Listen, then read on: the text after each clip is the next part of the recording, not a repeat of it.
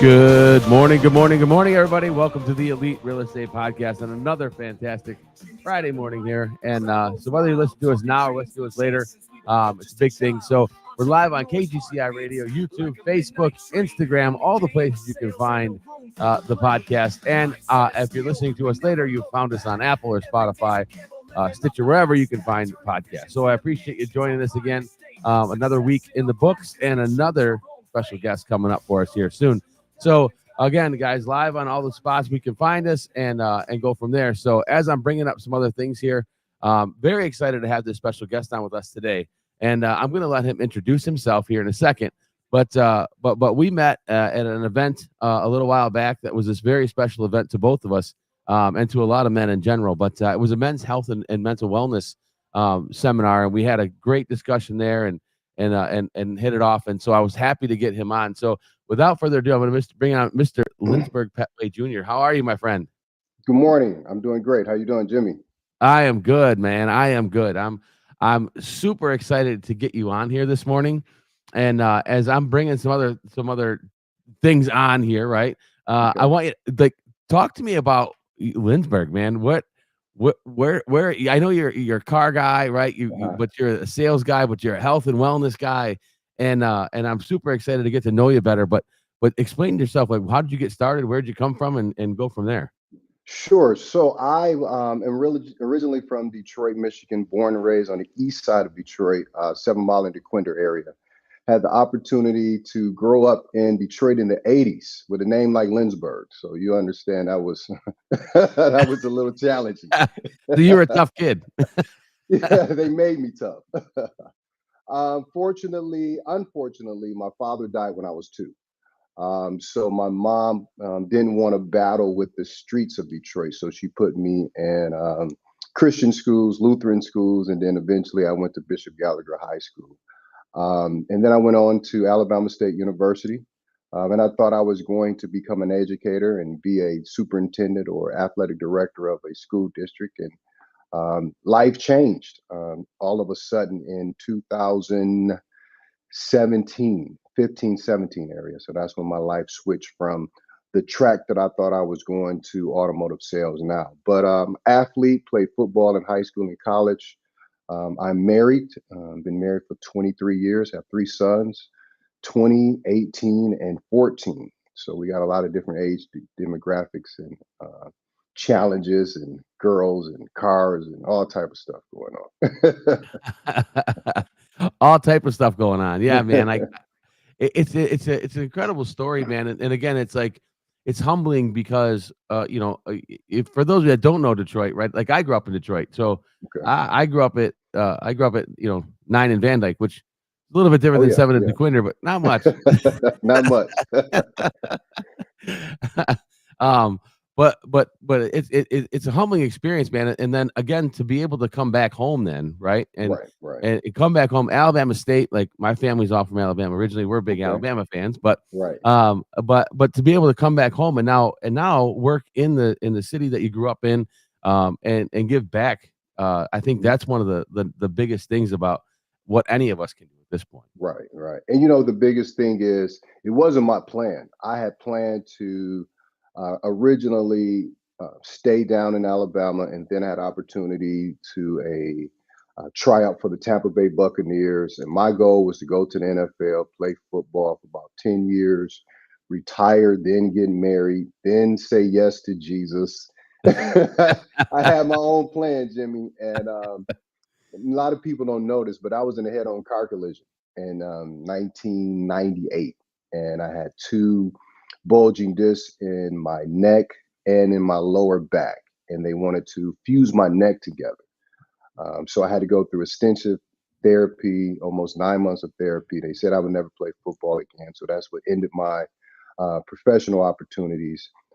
So during that time, I had real conversations with God about, okay, let me try it your way because my plan didn't work. But he ended up redirecting me and putting me in position to where I am today. And if I could say anything to the listeners, you never know where your life is going to go, but wherever you are, get the lesson. It's because it's going to prepare you for what's next. Man, and we always think we have the plan figured out, and Right. then God says, "No, I got a different plan for you." It's gonna take a little pain to get through Well, there's a to the little pain to get a promise. little farther, right? That's Yes, we've all felt it at some point. And definitely. then you spent 16 years as an educator though, right? I mean, Yes, 17 working in the as school an and educator, right. I yeah. started as a health teacher in Detroit at Marvin L. Winers Academy in 2000. And then I moved up to the athletic director, basketball coach. But while I was doing that, I was still coaching football at Oak Park. Then I coached football at U of D. And then I became administrator at the middle school level as a dean, then assistant principal, and then high school assistant principal, then eventually high school principal. In 2014, 13, I became high school principal. So I was principal for the 3 years before they closed the school. Okay. Yeah. And again, Yeah. and then God had other plans. He had other plans. Yes, my goal was to become an athletic director on a collegiate level or a superintendent. I'm 52 now, so that was my aspirations to kind of navigate through that. But the school where I was at, they just closed all of a sudden, Jimmy. One day, I got a text from the superintendent said we're having a meeting, and it was very ironic that I couldn't go to the meeting because it was the same day I was scheduled for a hip replacement. I've been putting it off because I wanted to make sure the school was thriving, which it was. And that day, they held a meeting and they closed the school. It was July 14th, 2015, out the blue. So my secretary came to the hospital, kind of asked her what was going on, what was the meeting about. She broke down and started crying. She said, they closed your school. I said, what? I was on morphine. I said, what are you talking about? They closed the school. She said, yeah, they closed the school. So I got out the hospital. A couple of days later, I called the management company and they said, yes, we're going in a different direction. I said, well, you couldn't tell me prior to. And it was a mess because a lot of the kids had worked hard to secure grades and scholarships to go to college because it was high school. And then Yeah. all of a sudden they closed the school. Had a meeting, phone conversation with the chancellor of the school, and basically said, "Yeah, we're going in a different direction. Hopefully, you can find a job, and if we open it back up, we'll call you." So it was a very shocking blow, gut blow, because I was very loyal to this particular institution, and I wanted to make sure first and foremost, education is a mission. Okay, so you have to understand that, and making sure that the kids that look like me in the inner city of Detroit had the opportunity to get to the next level, collegiate, college, trade school, or whatever. So I put my heart and soul into it. So when they closed, it was very traumatic to me. I can imagine. I can Yes. imagine. And again, the sudden move of that, right? And Hmm. what people don't understand, and I spent, 20 years coaching high school basketball Okay. and that's what I was supposed to be. I was supposed to be a social studies English teacher, right? Right. That was gonna be my thing. Right. Um, Right. but what a lot of people don't understand is when we're in that role, whether it's an administrator or a coach or a teacher, we love those kids. Oh yeah. Most You know, definitely. when it affects them like that, it's hard, right? It's hard on Yeah. us, because we're looking out for more than just ourself. We're looking out for our kids, right? Like, and those Definitely. become our kids. Definitely, yes, yes. Especially as a coach, and I'll say it was personal to me because when I went through school, I had the opportunity to go through Catholic schools. I didn't see anybody that looked like me at all, as a teacher, as a administrator, especially a male. So Yeah, when I had the opportunity to become an educator and give back, some of my students now are 35 years old, and I had the opportunity to teach them from K-12 in different roles. And I was the only male teacher, yeah, so if you add that to the equation, yeah, we really love the kids. We want to see them successful. I have moved in many different roles, but to these kids, I always be coach. yeah, Coach Pettway. Yeah. So yeah, when that happened, Jimmy, that was another lesson too, and I'll say a little deeper because I was connected to the school through my church. So the Right. person who was the chancellor was also my pastor. Oh, okay. And the person who I worked for, I also served as a armor bearer. And the person that I worked for, I was under his leadership since I was 18 years old. So when it happened, it was a another type of hurt because I had been loyal to you on this level as far as the business, this level as your armor bearer, as your parishioner, and for it to be done that way, it hurt. It was a different type of hurt. If you understand and have relationships now and navigate through church, it was a different type of hurt. Yeah. Yeah. Yeah. But God, He helped But me. God, right? Which sent you on another mission, right? Yes, And and yes, and yeah. and said, "Here, you're gonna start over again." Right. Yeah, and that was funny because I had never thought about selling cars. I had went on several different interviews for principalships, dean of students.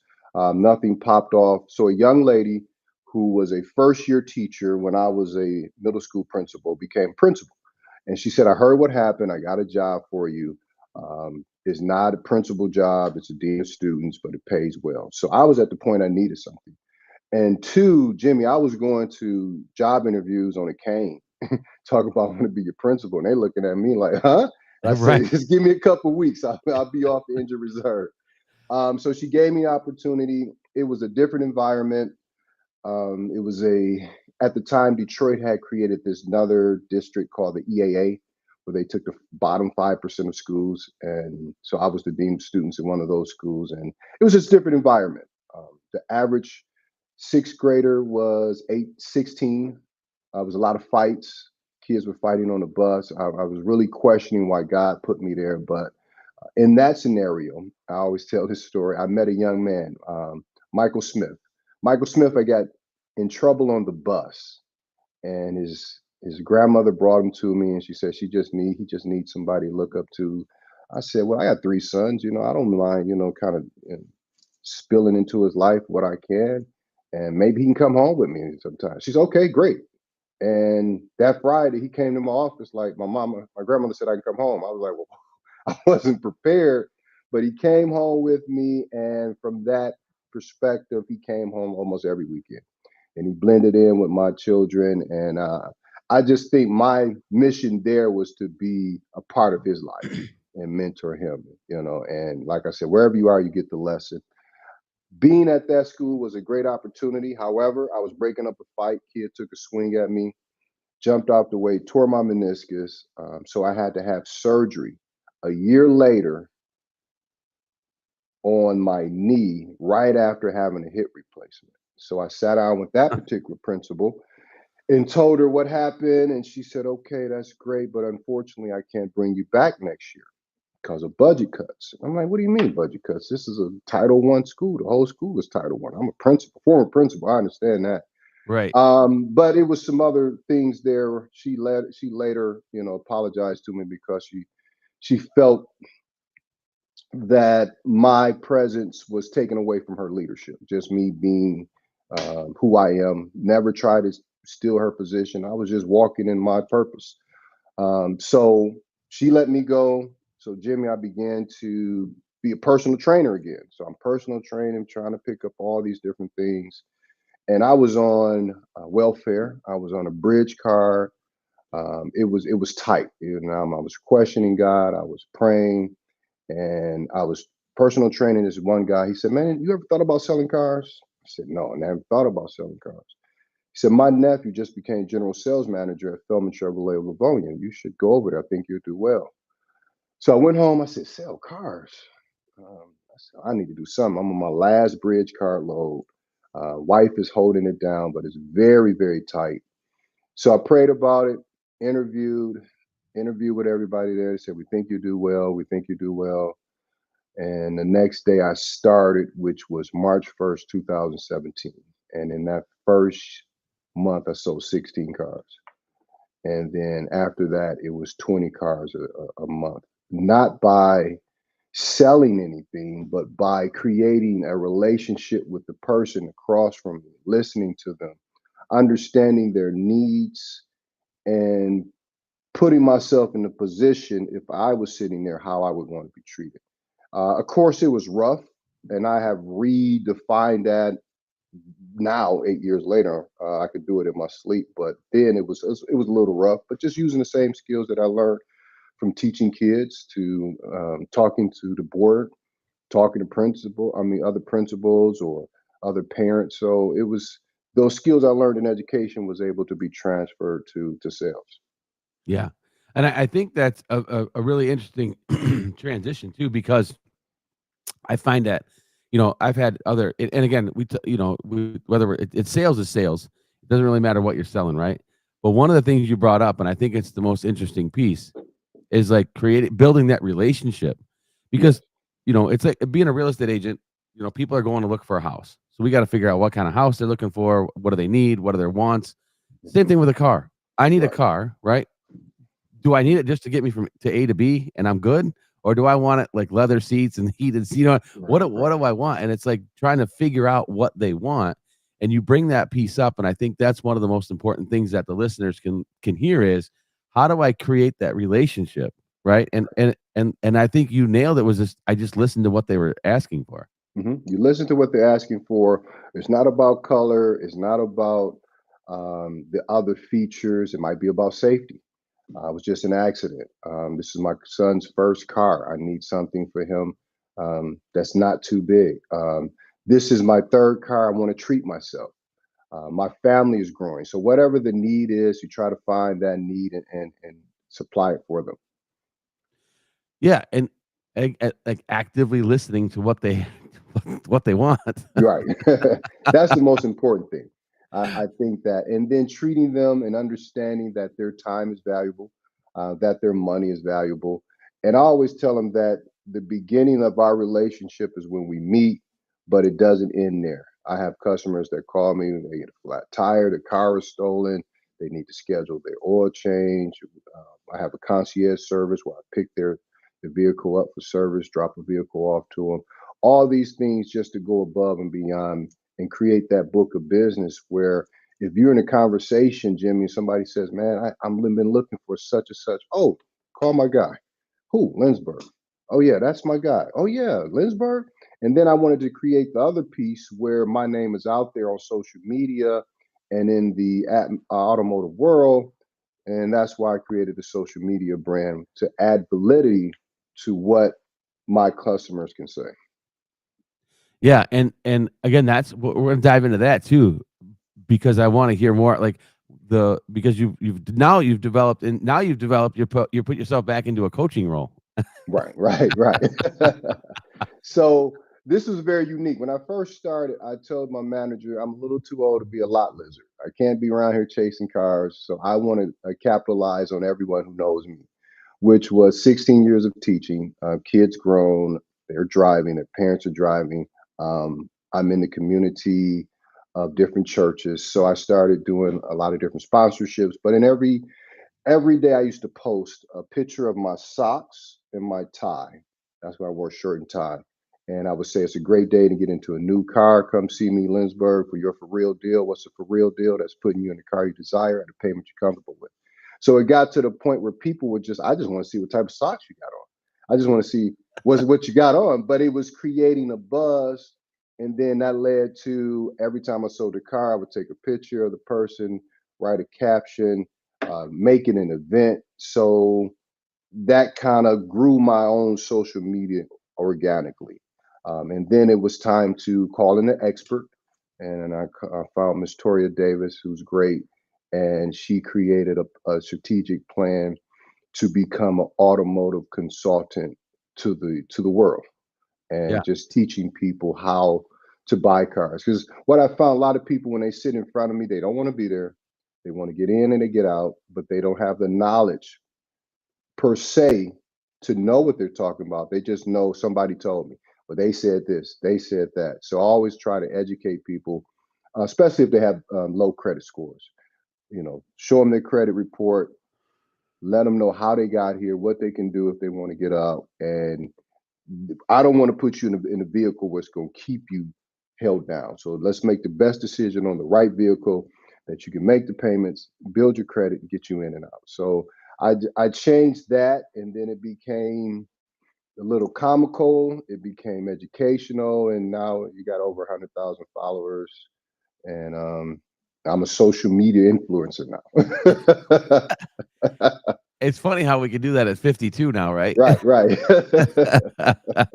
Oh man, I feel that so much because it's the same thing. Like, and my wife will say to me, she's like, how many, what is this followers thing? You know what I mean? Like, what is, I'm like, I Yes. need more followers. You need more followers, right? Yes, and it's great when you can grow them organically, and you have your culture of people that follow you.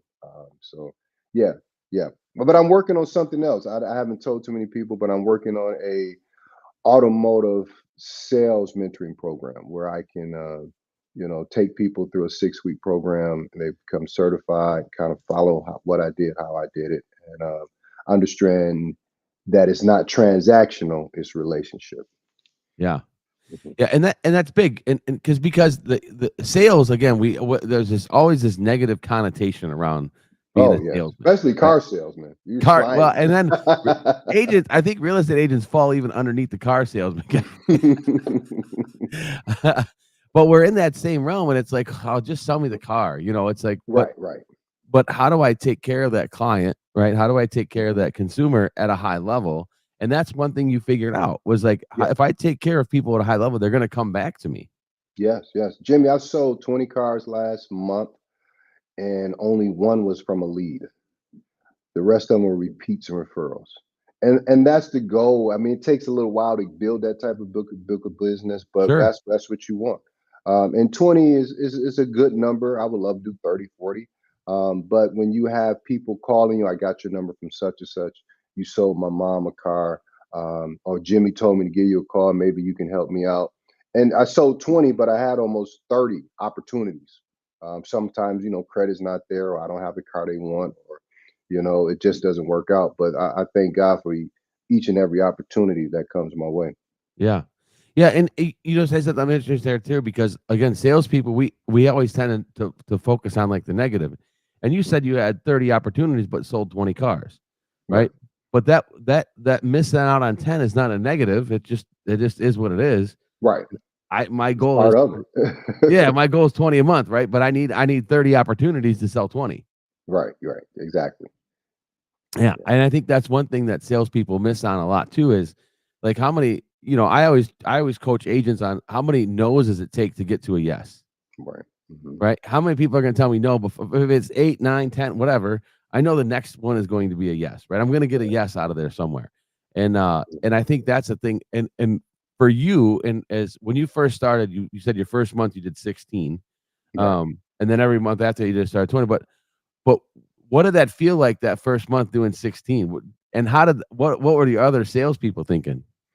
Well, that first month, hey, and this is one of the things that led me to putting this mentorship together program, because they just sat me down at a desk, gave me a computer, and said, "Okay, figure it out." So I sat there the first day watching all these people walk past. I'm like, "Well, what's going on, man? I don't understand any of this." So I took it upon myself to go grab some keys. I went to the lot, put up a car, went over the features. I YouTube some things, use my educational background. And then they paired me up with somebody, and he had me running errands like I was a porter. I said, "Man, I'm not about to do this." So I took an opportunity, and a person walked in, and I said, "Hi, welcome to Thelma Chevrolet. How can I help you?" And I put the deal together. And would you know this? I sold them a car. That was the funny part. It was the first opportunity, and I sold it. And from the industry standards, it was one of the most challenging clients that you could have. But at the end, they were happy. They ended up buying two more cars from me. So after that first, I say this all due respect, kill. I didn't kill anybody, but when you're, Yeah. what I mean, sales is like, okay, I got that one. What's the next one? And it felt good. It felt rewarding. And then it was just a matter of learning the process of the paperwork, filling everything out, turning it in, make sure that was. And then the next one popped off. And then I let my people, my inner circle, know what I was doing. So at the end of that month, I sold 16. I had more units than some of the veterans.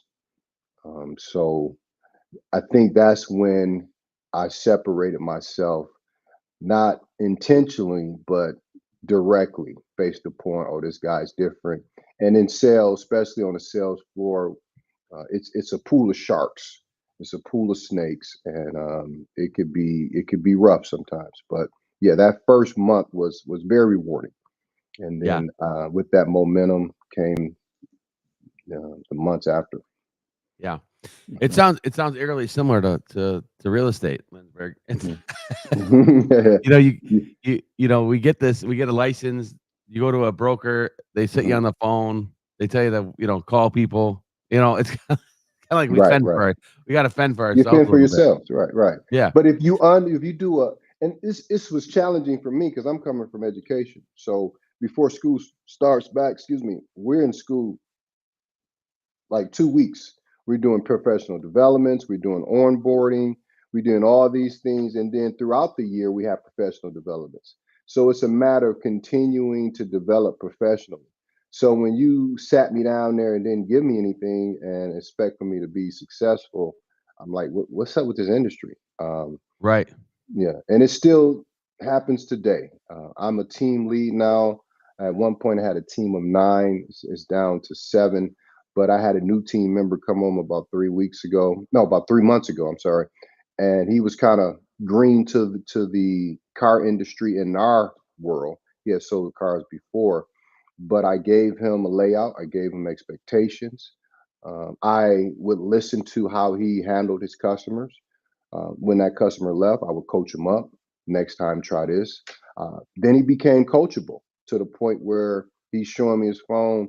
Uh, hey, Lindsberg, how would you handle this? This customer is asking for this, that, and other. And I see the change in them. And people just want to be coached, man. They want to be the best.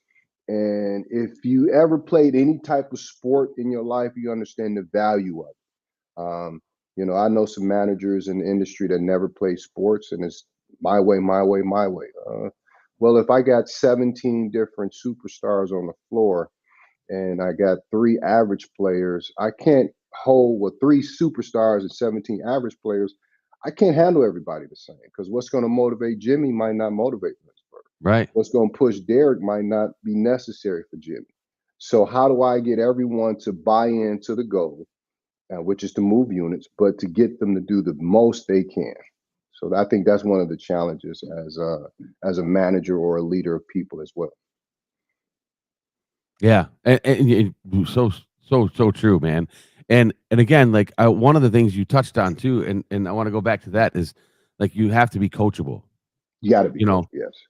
And it doesn't matter at what level you're at. Like Hmm. I have to be coachable, you have to be coachable, even though Definitely. we're leading people, right? And you knew this from being a principal, right? Like Right, definitely. there was you Lifelong learner. yeah, Educators are lifelong learners. You always see one thing about like education. I want to cut you. Every year you had to do professional development. You had to do 20 hours of professional development. You sat there and didn't want to be there, but you soaked it up. So when you left, it was okay. That was cool. I learned something. But yeah, yeah, you always have to be learning. Definitely. always. And it doesn't matter what level you're at, Hmm. you always need to be learning. Like, and I always brought this up with like athletes, right? Yeah. Tom Brady, potentially whoever you can argue the best quarterback ever, right? Right. There's either GOAT, whatever. But at one point he had 7 coaches, right? He had a Yeah. nutrition coach, he had a weightlifting coach, he had a speed coach, he had a Right. throwing coach, he had, the list goes on. And even I always bring up like Denzel Washington, right? Like Hmm. Denzel, one of the best actors we've all seen, still has an acting coach. Right. Like, what does Yeah. Denzel need an acting coach for? He should be Yeah. doing that on his own. But he does it Yeah. because he has to have that accountability and someone to say, "Hey, you could be better than yesterday." Right, right. And someone to push you, someone to motivate you, someone to critique you. Because I think sometimes self critiquing is not the best. You don't you might not be truthful with yourself, but if you can get somebody to say, next time you should try this. Well, why? Because if you try it this way, this is the possibility. You look at LeBron, you look at Michael Jordan, you look at Like you said, Tom Brady, some of the top athletes, they have coaches, somebody that they trust. And I was telling my sons this because they play sports. One is playing football. He'll be going to Catholic Central. He's a freshman, play football. Another one is going to Madonna University to play football. And I said, you got to put the work in besides what the coaches have you do. And I try to mirror that or show that to them. I'm just dad. But then when someone else says it, they're listening. They're pretty coachable. But I really think that if you take it to the next level, they'll be able to grow tremendously. Yeah, yeah. Mhm. And now that you bring that, so my youngest is going to be a freshman at De La Salle. So Oh, okay. We might type base. Okay, that's what I'm talking about. so that whole Catholic League thing, you know what I mean? Yeah, it's different. Like I said, I went to Bishop Gallagher, so we closed. So it was tough taking him there, Yeah. and walking through the halls. But they got a great facility. Oh man, it's beautiful. It's Yeah. beautiful. I was just out there for basketball a couple weeks ago. Yes. Um, Yes.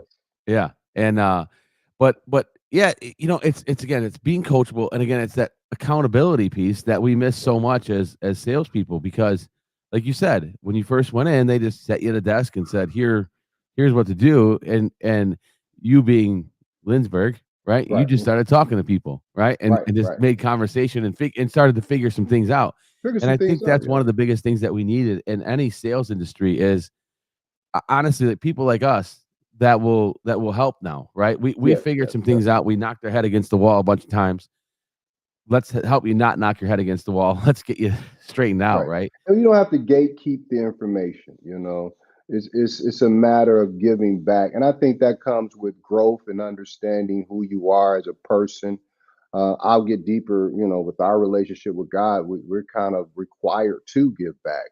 And that's how I feel. I mean, when I have an opportunity to coach someone up, I'm always taking that, giving my advice, and it's up to them if they want to, take it, but definitely sharing it with them because I took a couple hits. I did it this way, it didn't work. I tried this, and this was the best opportunity. Yeah. Yeah. Mm. And so then you're in your For Real brand, right? So Yeah. so that's your personal training brand, but now you've taken that to another level with some coaching and training for salespeople, correct? Right. So For Real started in 1992 on the campus of Alabama State University. While playing football, I was in Montgomery, Alabama. I'm like, man, it's hot. It's nothing to do down here. City boy from Detroit. I met up with a good friend of mine. He's like a brother now. He's from Miami. So you got these two city slickers in the South. So we started throwing parties Wednesday nights. So we started throwing a party, and it became very successful. It was Wacky Wednesdays. So that it was For Real Productions then. And then when I matured a little bit and got back to Detroit, it became I wanted to be the next mega star. We'll say his name, but he's having some legal trouble. I wanted,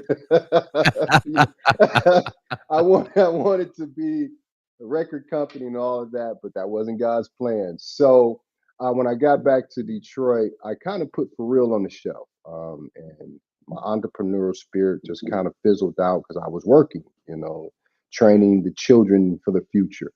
But when I sat down with one of the managers at Feldman, he said, imagine this. We're giving you Wi-Fi, all the inventory, a desk, we pay lights, we're giving you everything for a business. All you have to do is sell as much as you can and move as much metal as you can. I was like, oh, For Real Automotive. Bet.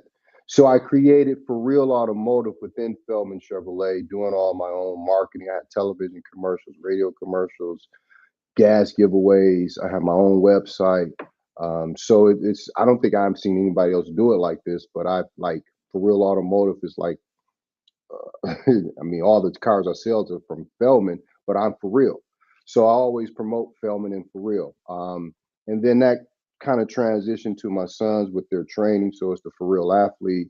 It's different uh, levels to it. But now it's the For Real auto sales mentoring program. And that's what I'm going to tap off probably late fall. Still working on that, putting some things together, but giving people the opportunity to get for real. And it's not just a brand; it's a lifestyle. Yeah. Oh man, Yeah. I love it. And Yeah. again, it's stuff people need, right? Yeah, definitely, definitely. The ability to give back, right? But it's you're giving things out. You're giving back to what people need and want. And Mhm. it's not as it's we talk about it in a sales sense, but it's deeper than that, and Yes. it's really a lifestyle. Lifestyle. That's what it is. I mean, for real is getting up every morning, 4 a.m., going to the gym, starting. I work out, leave there, go to the dealership, start the day, take care of my family. I take care of my mom. My mom's been living with me 3 years. She'll be 90. So a lot of people don't know I'm a caregiver as well. So I leave Feldman Chevrolet being a boss and come home to be a caregiver. Going from, giving directions and motivating people to cleaning things and putting her in bed. So I wouldn't say it's a humbling experience, but it's the cross that God gave me to bear, and I'm glad I had the opportunity to take care of her. But yeah, some things sometimes people don't understand how challenging being successful is, if you want to call it success. Yeah, yeah, and it was one of the things we talked about at the men's event, right? Mhm. Is you sometimes you're out there and you put on, like we talked about, putting on your super suit, right? Right, right, And you put that super suit on, and you're Lindsberg, and you're the for real, and you're right. selling cars, and you're doing your things, and then you, like we talked about, Sean talked about it, right? Then you come home and take the garbage out, right? Right, right. Take the garbage out, wash the dishes. Yeah. Depending on how busy wife was, you got to make your own dinner. Yeah, Yeah, because she was running the kids out to right, CC for football right, practice, and like didn't right. wasn't home. You know what I mean? Like it's again, it's but then again, you just come home and you just do what you're supposed to Do do. what you're supposed to do, right? Yeah, you You keep know, it for real. that's keep it for real. I love it. So Feldman Chevrolet, and so it's and you're in Livonia, right? Yeah, I'm at the Livonia location. Yes. Yeah, and so is it 20 cars a month? Is that your goal every month? That's the goal every month. Sometimes I don't hit it. Sometimes it's 14, 16. We've been through a couple of different ups and downs in the car industry. We had COVID. Yeah, We had a chip shortage. We had a used car shortage. Now things are kind of getting back to normal the last 2 to 3 years, and now all of a sudden we have some tariffs that might come down. So you had a lot of people coming in asking questions, and we only can say so much based upon our CEO and owner. We don't need to be talking about things we don't know about. So sure. we just try to give the best advice to the clients. You have some clients coming in ready to jump off the cliff. I need a car because what's happening? And do you tell them to wait? Well, you don't know. Sometimes you just walk. If you want to get a car, I can show you the numbers right now. Then you have some people say, I'm just going to wait it out. So the last 2 to 3 weeks, it's been kind of slow. I mean, as far as the amount of sales and new cars, people are kind of waiting, kind of see what's going on. But yeah, 20 cars is the goal. 20 cars is kind of exceptional in our industry as far as the average. I think the national average is 8 cars a month. When you take the high achievers and the low achievers and average them together. But yeah, 14, 16 is kind of where I'm at now. Because my role now is as a leader, I'm still taking care of my team. Like last night, I didn't get home at 10:30 because I was taking care of a client for one of my team members. He was a team member. He's a pastor of a church. Church started to grow, so he still wanted to keep his foot in the industry. So we gave him a broker kind of position. So he had a couple clients he needed me to take care of. So I take care of his clients for him, and he gets his little commission on it. But at the same time, I would have been home, but I was helping him. So as a leader, sometimes I fall into other responsibilities, so I don't hit that 20.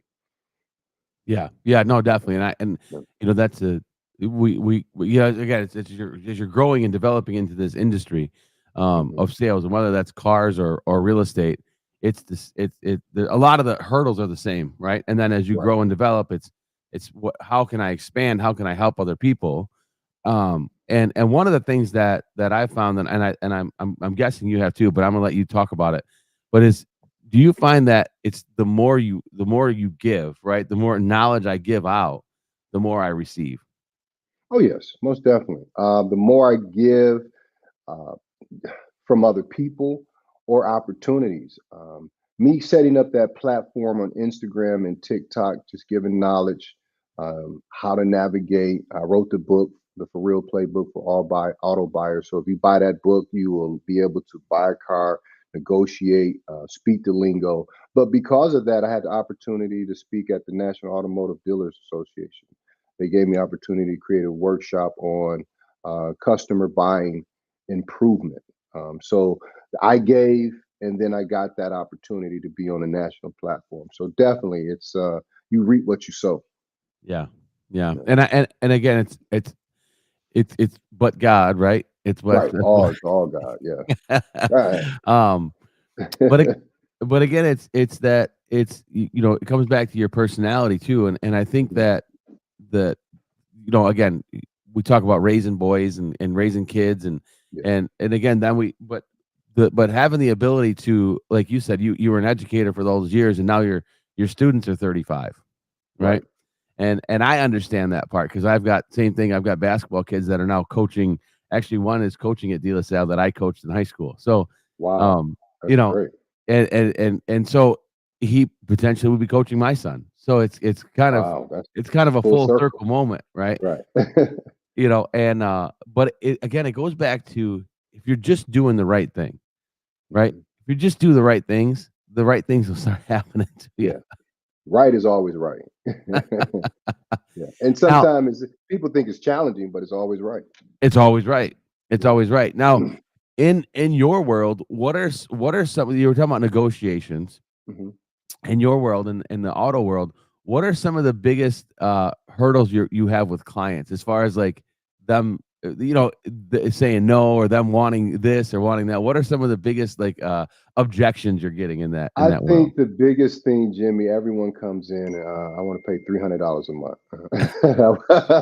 I said, well, where did you give 300? Oh, that's just a good number for me, 300. So then I break down a 30 or $40,000 car divided by 72 months with no interest, and they see that, and I was like, look, this is the car you want, no interest, and it's $500-600 a month. Okay, so we have to be realistic. So if you want to pay $300 a month, then I have a $14,000 car over here. We're gonna finance a 60, and so just breaking that down. One thing about the car industry, you will always see these fabulous commercials, and they say 199 a month, this, that, and another, and then at the bottom is that little bitty writing. So we as salespeople, we have to explain that to them. They come in. I say, "Yeah, I seen your ad on TV. I want to get one of those trucks for 199. Okay, do you qualify this?" So qualifying people for what they really qualify for, breaking that to them down to them. Sometimes that can be challenging because some people are more receptive, and some people are, you shouldn't advertise that. Got me coming here thinking I can get a car for such and such. So I think that's one of the biggest challenges. People um, not really understanding the automotive marketing perspective, and then understanding that you have to qualify for these things, and just setting realistic budgets. That's one of the biggest challenges: realistic budgets. Here lately, before COVID, there were a lot of cheap lease payments. After COVID, manufacturers were able to kind of reset and rethink things. So I have clients coming in or have come in. They were at a 3-year lease on an Equinox. They were paying 290. He was paying 293. This just happened last week. He came in. He wanted another Equinox, same car. It's a redesigned model, 410. He said, Lindsberg, I'm on a fixed budget. I can't do 410. So now I have to show him a Chevrolet Trax, which is a smaller vehicle. Now he still has to go up on his payment. He's paying 320. So that's one of the, I wouldn't say hurdles, but that's one of the things that we kind of have to navigate now, showing people that this is what you really can afford and this is what you want. Now you have to make the decision. And a lot of people are compromising because Chevrolet is a more economical brand. So we have a lot of people shopping payments. So they have to come in and kind of, you know, get in where they fit in, and find that price that works for them. Sure, sure. You know? Yeah, and again, for us as real estate agents, like, people want the $500,000 house, Yes. right? But they want the $1,000 payment. I'm like, well, Payment. Right. Right. that doesn't unless you're going to Right. get this loan for the next 100 years. Right. you know, Trust me, I know. I love yeah. my house, but every month I'm like, wow. I got to sell more cars. Right.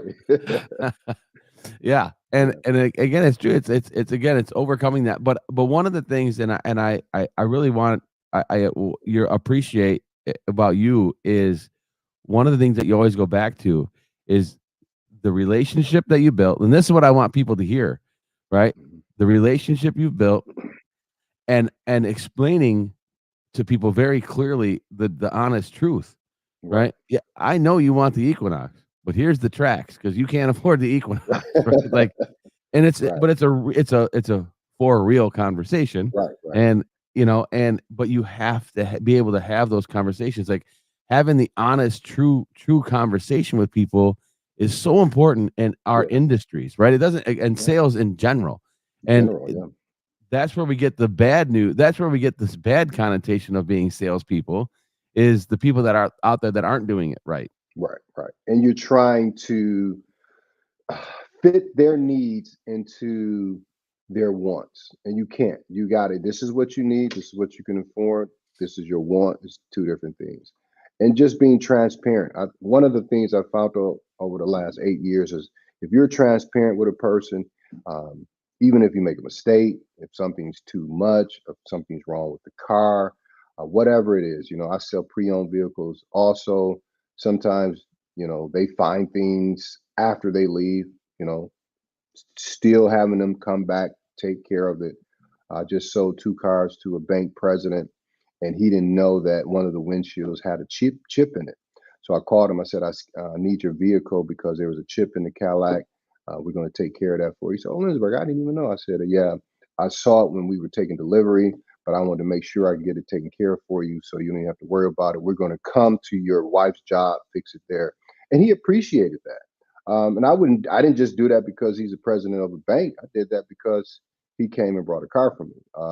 But yeah, being transparent and operating with integrity, I think those are the key things. And your name will always get mentioned when there's a need for a house, for a car, for whatever you're selling.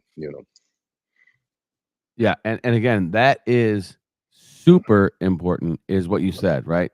It's taking care of people at a high level.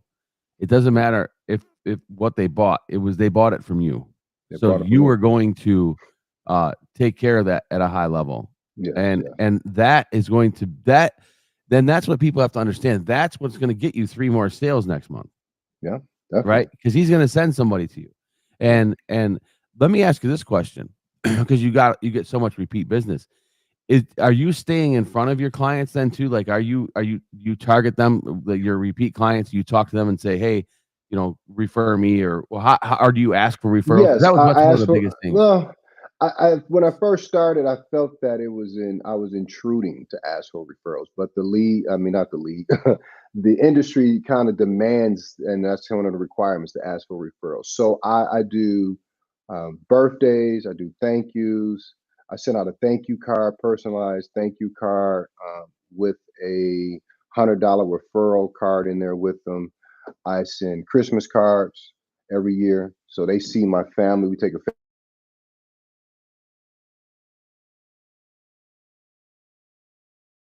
company called Dealer Cards I'm looking into, where they automatically send birthday specialized cards, because as my clients grew, it became more challenging. But I would send them birthday cards every month, and because so I kind of stay in front of them. And then in our CRM, we have tasks where Jimmy's lease is coming due in 3 months, 6 months. Hey Jimmy, how you doing? Just call and check on you. So when you sell so many hundreds of cars every year, that starts to get up. I'm into the thousands now. Hard to kind of follow up with everyone. So, I kind of do it automatically through automation. Yeah, yeah, no, that's a beautiful thing, right? Right, right. Uh, Q said, "Morning, fellas." What up? What up, Q? um, but yeah, it's again the automation thing, and again, it's so important that itself is so important because Yeah. you're trying to sell cars today. It's like, how do I want repeat clients, right? And Mhm. so, like you said, using your CRM, and salespeople ask me all the time, "What's the best CRM? What's the best CRM?" And The I one you my use. well, the one you use, that's it.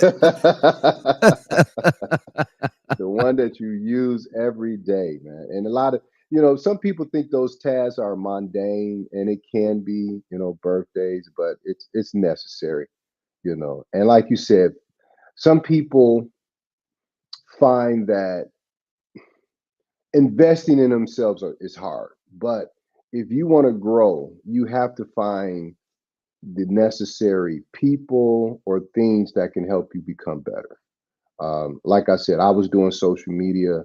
It was cool, but I had to employ somebody, had to find somebody who was an expert in it, who could respond to these hundreds of comments and keep the reel going. Because once you respond, they respond. I mean, I would have whole fights amongst different people on something that I posted out, but it kept pushing the reel out there till it get a million views. But yeah, finding people or even going to courses and investing in yourself, I think that is so important as well. Yeah, that investment in yourself Mhm. is one that's one thing we miss out on. That's one we skimp on ourselves too Yeah, much. yeah, we do. Even with self care, even with mental health resets, we can't just drive, drive, drive, drive, drive. Sometimes you got to rest.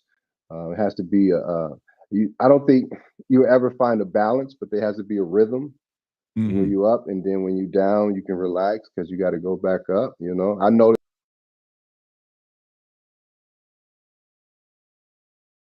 Oh, we lost him. There it comes back. There you are. Yeah, there. Yeah. But yeah, So it's you finding a got to rhythm find your and rhythm. Yeah. yeah. Yeah, and I don't talk about a work-life balance. I talk about a work-life blend. Blend. Yeah. Blend is good too. Yeah. Yeah, because Yeah. there isn't a balance. No. No. Not with what we Not chose to what we do. do. No. Yeah, and Q said too, he said, "I agree, as a consumer, I love being remembered that I made a purchase from you." Right. Right? Definitely.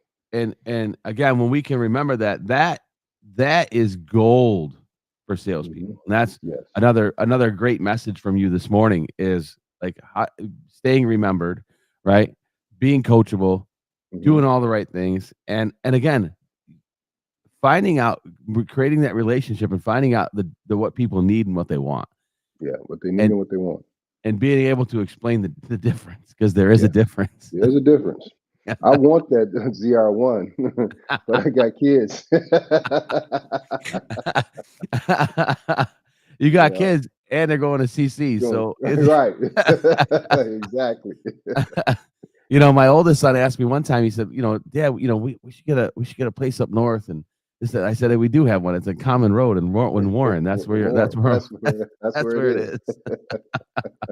But man, but again, so what is now the future for real, and where are you Mhm. taking this in the next 3 to 5 years? Where is your branding going? What's going on with that? I never say I don't know because I just don't like that word. I don't know. But Jimmy, I don't know. I didn't think I would be doing this. Yeah. So the Bible says that the steps of a good man are ordered by God. So I'm just going to let him order my steps. I've made some connections with different universities. The University of Detroit Mercy, I just sold 4 of their athletes cars. So that led me to a relationship with their marketing department that they're rebranding because Coach Mark Montgomery is the head coach. Yeah. They're rebranding, and 11 of the 14 players are from the Metro Detroit area. So they have this new campaign. It's going to be great. So it's opportunity there. Just got a call from Capital One to do something. So I don't know. Opportunities that are come, I'm going to listen. I'm going to take, and I'm going to be loyal to myself, not so loyal to. I learned that lesson. I'm gonna be loyal to myself and my family. Yeah, Uh, yeah. No, it's a real thing, and it's hard lessons for us all to learn, yeah, and I but feel I like thank God for that. I wouldn't be here without that pain. I will say that. And when I went through it, it was painful. But I was listening to T.D. Jakes preach, and he said, "Don't be mad at the person God used to birth you or push you to where you're supposed to be." So that's when I was able to say, "Ooh, son," I just forgave it. You know. Yeah. well, my good friend Al said, I have kids, a convertible. He's 50 years old with a 24, 18, and a 4-year-old. He said it's never too old or too late, brother. Okay. I just need your year to date.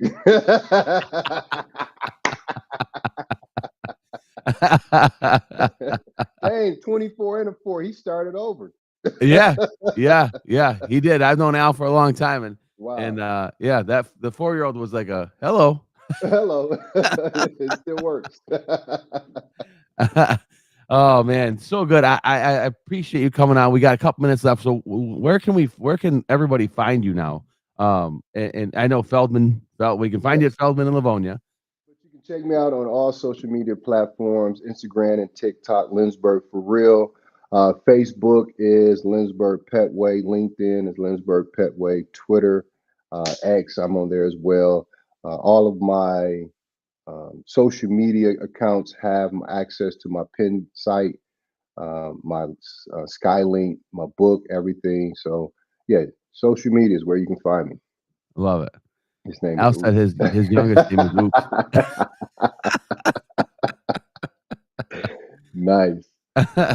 Mm. Yeah. So guys, listen, check Lindsberg out for Yes. real. If you need a car, go see Yeah, my if you man need a over in car, come Livonia. see me. I'll take you. And I just don't sell Chevys. One thing about Feldman Automotive brand, we have 14 different brands. We also had opportunity to go to auction. So if you want anything, I'll take care of you. And I've shipped cars from California to Mississippi. Whatever you need, I'll take care of I love it. I love it. you. Well, hey, my man, I appreciate you coming on with me this morning. We'll have to get you back again because these hours go by fast. Right. People don't understand how fast these I hours go. appreciate So it.